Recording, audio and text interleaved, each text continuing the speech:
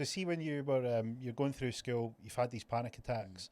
What's what's the sort of next steps? How did you end up getting to the Navy? What happened between breathing into this bag, which you're thinking, how am I going to manage, to let me go and find the most authoritarian, draconian, disciplinarian? You sort of fell into exactly. Yeah, you think, I'll get away from my mum and I'll go into an environment that's exactly like what she is.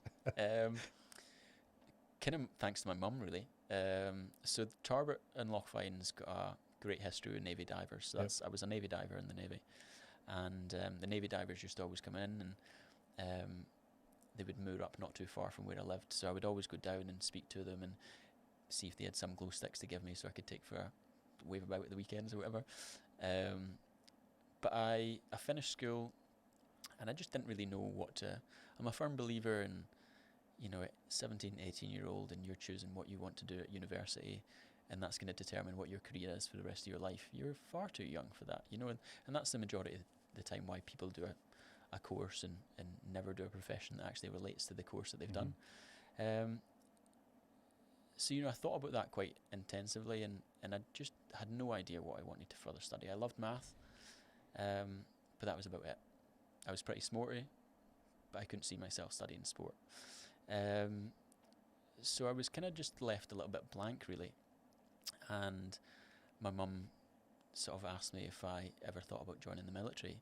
There was a couple of Navy divers that's in the village, and a guy who I became quite friendly with, who was a few years older than me, he was a Navy diver at the time. So my mum says, well, why don't you go up and speak to him and see if it's something for you. So went up to his house, sat and had a cup of tea, and I was a very quiet kid. I think I was about 15, 16 at the time, and I sat there very quietly and listened to what he had to say and had a cup of tea, and he showed me pictures on his laptop of jumping out of helicopters, blowing up bombs, and I thought, I was a massive lover of James Bond, and I thought, this is exactly what he's doing. Yeah, into a bit of this. This is exactly, yeah. So you'll pay me for this. Yeah, of course. Yeah, you don't need to tell me no more. I'm signing. Show me the line, and I'll sign it. Did he get is this imagery from the recruitment officer's archive?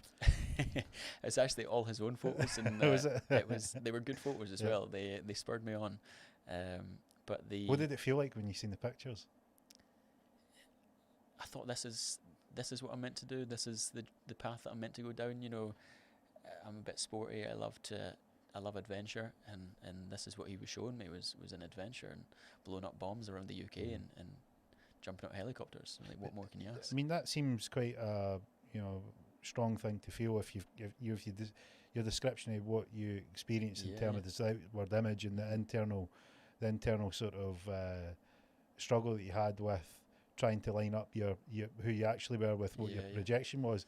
It's pretty strong to go. I mean, I'm into a bit of this. This is it's a big step. I think deep down, I wanted something that was going to take me away from the village. I always felt that I had greater potential than what that village was restraining within me. And whether that, like you say, I couldn't really see myself going to uni. I knew people from the village that went to uni, but they always ended up back in the village. So I didn't really see that as my path out. Whereas the military, I didn't really think about it before, but as soon as I started speaking to Alistair, it seemed like the right path, the adventure that I was willing to take on.